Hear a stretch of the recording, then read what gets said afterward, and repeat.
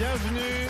Pas de jour férié pour les GG. Oui, nous sommes en direct en ce lundi de Pâques. Bienvenue sur RMC, RMC Story. Merci de nous avoir choisis. Autour de la table pour démarrer la semaine, notre cheminot Anas Kazib. Bonjour Anas. Bonjour à toutes et à tous. Jacques Maillot est avec nous. Salut Jacques. Salut Olivier, bonjour à tous. Le fondateur Nouvelle Frontière, rappelons-le. Beaucoup d'ailleurs prennent encore Nouvelle Frontière pour ces vacances de Pâques. T8 France maintenant. T8 France. Absolument. Fatima Aït-Bounoua, la prof de français des GG. Salut Fatima. Bonjour à tous, bonjour les grandes gueules de Londres. Et merci à ceux qui veulent bien qu'on les agace, hein, comme ça, même un jour férié. Comme tous les jours de l'année, vous pouvez gagner 1000 €, vous le savez, en envoyant le mot RMC au 7 32 16. Tentez votre chance et si vous êtes tiré au sort, vous serez avec nous à l'antenne dans un quart d'heure à 9h15. Les grandes gueules vous offriront donc 1000 € RMC. À vous de jouer et on se donne rendez-vous à 9h15. De quoi allons-nous parler ce matin dans les grandes gueules? Emmanuel Macron prend la parole jeudi, enfin, pour annoncer officiellement ses mesures post-grand débat. Vous savez que le président veut nous demander de travailler plus pour financer notamment les baisses d'impôts. Alors, êtes-vous prêt à travailler plus? C'est la question grande gueule du jour. On en parle tout à l'heure à 10h. Une semaine après l'incendie de Notre-Dame, deux responsables politiques tête de liste aux européennes se posent des questions. Jordan Bardella et Nicolas Dupont-Aignan revendiquent le droit de s'interroger sur l'origine du sinistre. On ne sait toujours pas officiellement ce qui a provoqué l'incendie de Notre-Dame. C'était il y a une semaine. Savoir si c'est un acte de malveillance, un accident ou un attentat ne doit pas choquer. Voilà ce que dit Dupont-Aignan. Il y a un doute et tous les Français pensent qu'il y a un doute. Est-ce que vous doutez, mes chers grandes gueules? Les GG veulent savoir. Ça sera tout à l'heure à 10h40. Mais pour commencer, à la une des GG, un slogan qui scandalise. RMC, à la une des grandes gueules.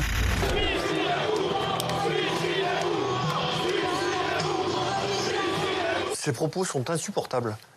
Insupportable qu'une bande de dégénérés comme ça se permette d'invoquer ces mots et de parler ainsi par rapport à ce qu'on vit, par rapport au drame que vivent nos collègues qui se suicident, mais après leur famille, leurs enfants. C'est tout simplement révoltant et il n'y a pas de mots à dire que tellement c'est de la débilité profonde.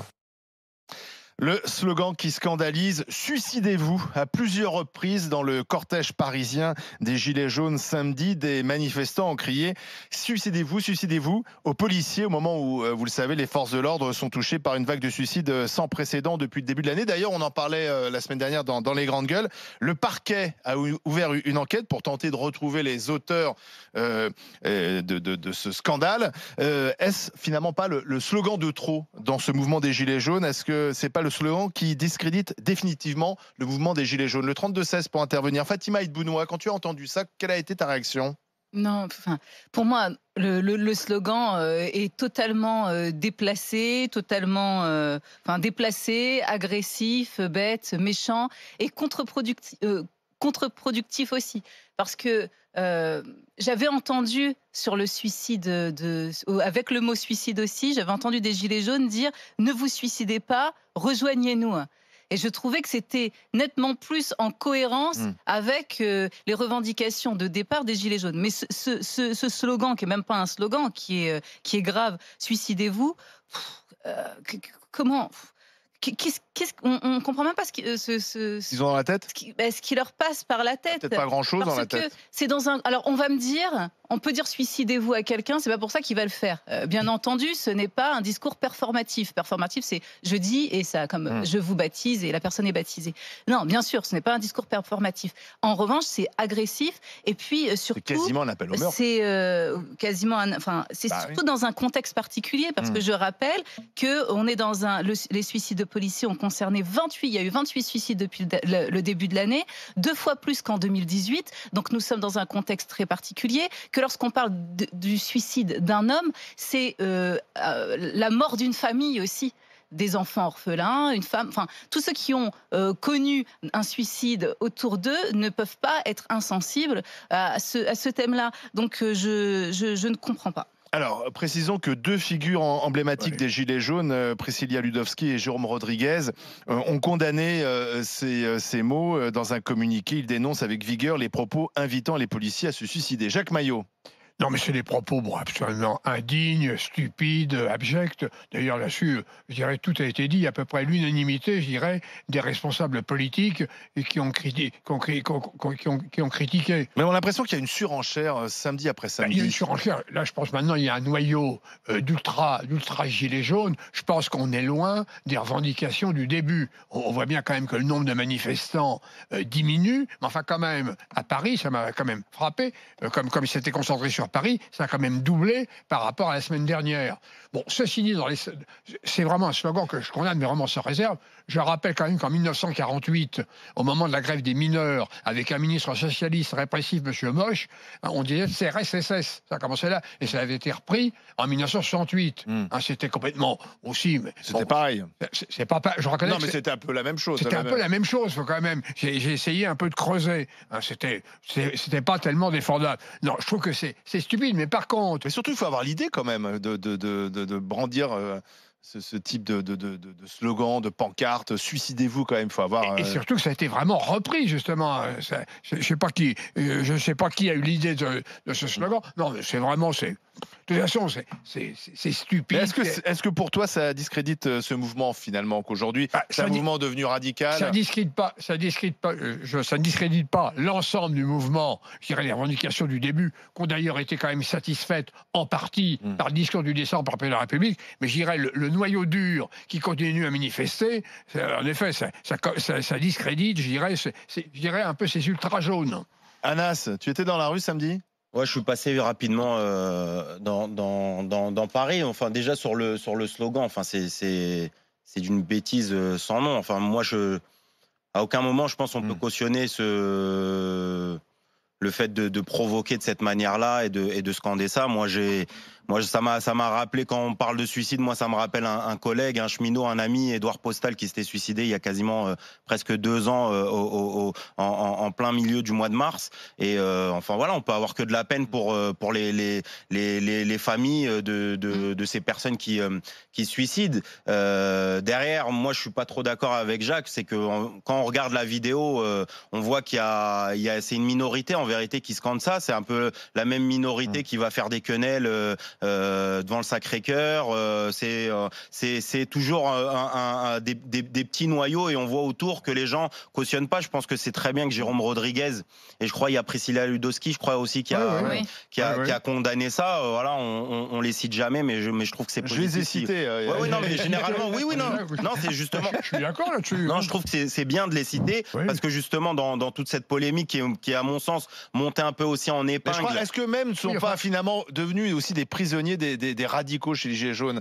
Est-ce que eux-mêmes sont pas finalement entre guillemets victimes de cela? C'est-à-dire qu'on voit bien que dans la rue, on a des factieux, on a des gens qui veulent l'émeute à tout prix, qui veulent l'insurrection, certains veulent. C'est même plus le départ de Macron qui est en jeu, c'est l'État qu'il faut renverser. Il y a quand même ça parmi ceux qui se mobilisent encore le samedi. Il faut comprendre une chose. On est bien loin des ronds-points. On peut se désolidariser de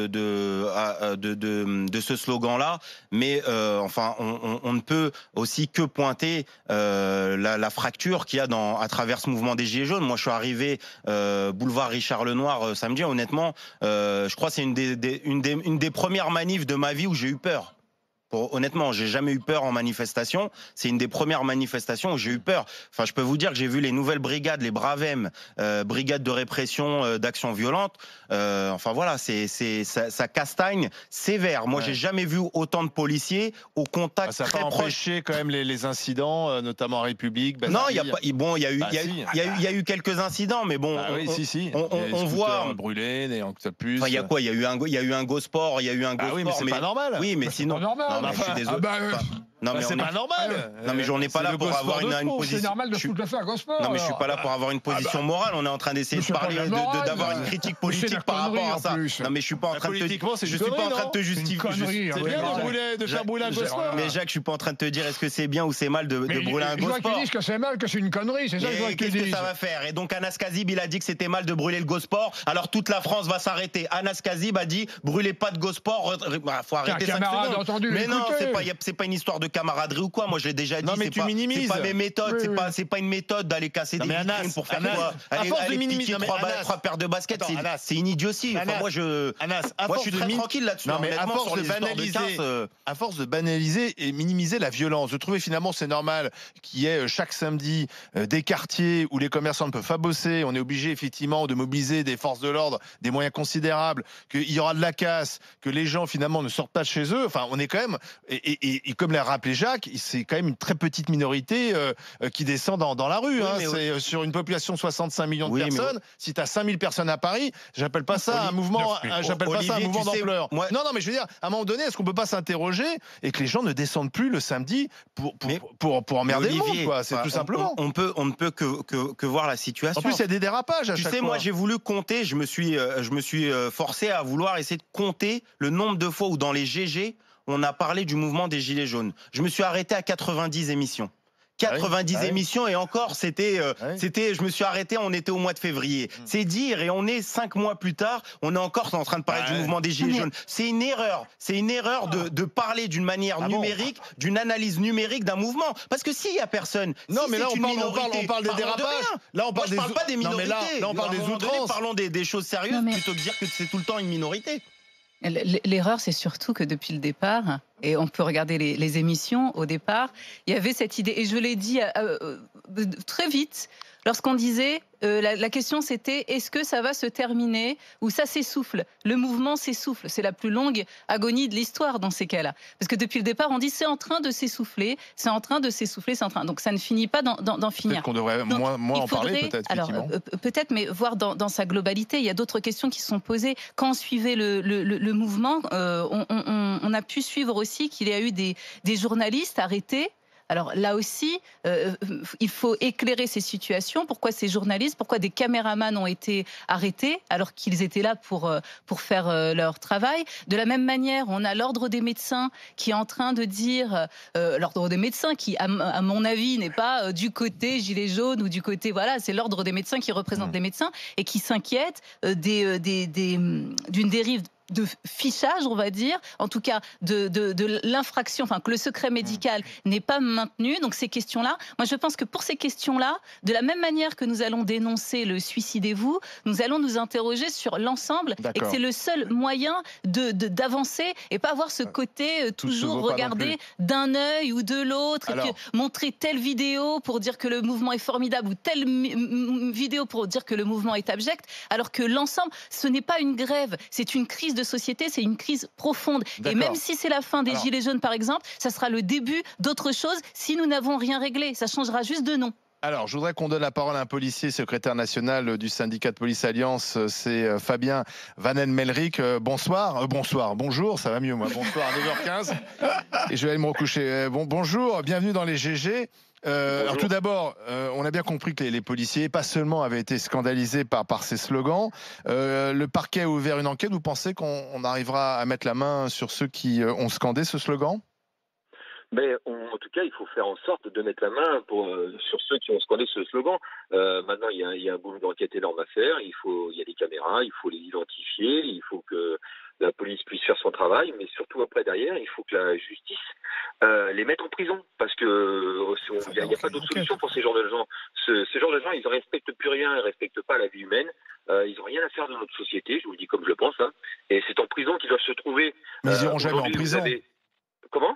Ils n'iront jamais en prison, je peux vous prendre à Paris. Eh ben justement, vous avez répondu à ce qu'on dénonce à longueur de temps. Ils n'iront jamais en prison. Pourtant, c'est punissable par la loi. Mais comme tout le reste, quand vous êtes primo-délinquant, par exemple, vous avez pas mal de primo-délinquants qui sont passés en jugement, et ça se termine avec des rappels à la loi. Pourquoi ? Parce que c'est comme ça, c'est la justice d'aujourd'hui. Et pourtant, ils ont dégradé, ils ont pillé, ils ont insulté, etc., etc. Mais donc vous dites en fait que c'est un sentiment d'impunité qui pousse certains à dépasser les bornes, à se dire finalement on risque rien. Le sentiment d'impunité, malheureusement, ne date pas d'aujourd'hui. Il n'a fait que s'accentuer. Il a été connu déjà sur des grosses manifestations comme la loi travail, par exemple. Mais au fur et à mesure, quand vous donnez ce signal d'impunité, quand la justice nous dit qu'elle a donné des peines de prison, mais comme vous avez si bien dit, personne ne va en prison parce que derrière tout ça, il y a des aménagements de peine et on ne met pas les choses en place, c'est-à-dire les mettre en prison et que ces individus purgent leur peine. Qu'est-ce que c'est que le signal ? Le signal, c'est continuer d'une façon ou d'une autre et vous arrivera à rien. Et quand vous interpellez des multirécidivistes, parce qu'on va me dire, oui, c'est des primo-délinquants, cela, peut-être... Attendez, on vous entend plus trop bien. Restez bien oui, avec votre téléphone. Voilà, oui, bougez vous pas. m'entendez? Oui. Quand on dit que c'est des primo-délinquants, ceux-là, ils ont peut-être fait une erreur une fois, ils vont peut-être pas recommencer, donc on va pas non plus les punir très sévèrement. Eh ben, prenons les multirécidivistes. Les multirécidivistes, les black blocs et autres, ceux qu'on interpelle en tout cas, eh ben, ceux-là, c'est pareil. Quand ils prennent 2-3 mois, c'est énorme. Mais 2-3 mois ferme, vous n'allez pas en prison. L'exemple le plus criant, ça a été le boxeur. Le boxeur, c'était médiatisé, parce que c'est vrai qu'on en parle beaucoup des Gilets jaunes. C'était médiatisé, remédiatisé, etc., etc. Il a pris 12 mois. Combien de temps il a été en prison? Eh ben, il n'a pas été en prison, voilà, il a été un mois en préventive. Il a fait un mois de préventive. Il tape à la porte le soir. Il était en aménagement de peine.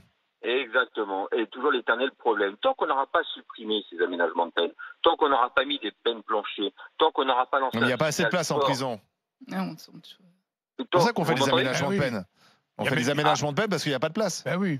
Non, mais moi, je me demande si c'est. Mais monsieur, moi, je me demande si vous êtes un syndicaliste policier ou bien si vous êtes juge des libertés. Enfin, c'est ça votre rôle de syndicaliste, de faire en sorte que les prisons débordent. Je sais pas. Enfin, demandez des hausses de salaire, demandez ce que vous voulez. Mais qu'est-ce que vous faites comme dans la magistrature? Enfin, c'est à un moment donné, c'est n'importe quoi. Déjà, vous n'avez pas à me dire ce que j'ai comme rôle à faire. Moi, mon rôle, c'est de défendre les policiers. Mon rôle, c'est de faire un constat. Là, vous rentrez dans le jury. Il estime que les... Que ça vous plaise ou pas, le constat de la situation, il est celui-ci. Vous interpellez des individus tous les week-ends. Mes collègues sont épuisés. Mes collègues supportent à longueur de temps un phénomène de société, de violence. Et qu'est-ce qui se passe derrière? Les peines encourues sont ridicules. Et personne ne va en prison. C'est pour ça qu'aujourd'hui, vous avez ce phénomène d'impunité, ce phénomène de délinquance. Et aujourd'hui, on se retrouve avec des suicidez-vous. Qu'est-ce que pensent ces familles? Allez dire ça aux familles de victimes, à la famille de mes collègues qui sont écœurés ce matin, qui pensent qu'il y a une chose, c'est notre pauvre collègue qui, lui, à longueur de temps, s'est essoufflé pour son métier, au service du public, au service de la population, et qu'au final, malheureusement, parce qu'il travaille dans des conditions de travail déplorables, ça c'est le rôle d'un syndicaliste, monsieur, il travaille dans des conditions déplorables, avec un salaire minimum, qu'il subit les foudres de la société, la violence, la détresse, et quand il rentre chez lui, il subit comme tout un chacun les écueils de la vie. Qu'est-ce qu'il lui reste? Il lui reste des slogans comme ça, comme suicidez-vous. Quand vous entendez ça, monsieur, le rôle d'un syndicaliste, c'est quoi? C'est demander que ces individus soient punis. C'est demander que ces individus aillent en prison pour leur faire comprendre qu'une bonne fois pour toutes, ils ne doivent pas faire ça. Merci. On voit bien qu'il y a un gros coup de gueule du côté de la police. Merci au secrétaire national du syndicat de police Alliance. On va continuer bien sûr d'en parler au 32-16. J'attends vos réactions. Est-ce que c'est le slogan de trop en quelque sorte du côté des Gilets jaunes? Mais Julien est avec nous. Bonjour Julien. Bonjour. Bravo. Merci à vous. Bravo parce que c'est vous qui remportez les 1000 €. Ah merci, franchement c'est royal, c'est super. Ah oui, il n'y a pas de jour férié pour les 1000 € non plus, hein. Les 1000 € sont pour vous. Je vois ça, c'est une très très bonne nouvelle, ma femme est enceinte et tout en plus, donc on va bien pouvoir garder le... vous allez pouvoir acheter plusieurs poussettes avec 1000 €. C'est ça. Ouais, sont chers. C'est ça. Bravo, on est content de vous faire plaisir. Comment s'appelle votre femme? Elle s'appelle Honorine. Bon, Honorine et Julien, on vous embrasse. Bravo, vous remportez les 1000 €. Vous pouvez bien sûr à tout moment tenter votre chance comme Julien. Tous les jours, 9h15, RMC les GG vous offre 1000 €. Vous envoyez dès maintenant RMC au 7 32 16. Et si vous ne pouvez pas gagner ces 1000 € avec les grandes gueules, il y a Moscato à partir de 16h et toute la bande qui vous attend pour ces 1000 €. Allez, dans un instant, on revient sur ce slogan qui scandalise avec vos réactions en direct sur RMC et RMC Story. À tout de suite. Les grandes gueules.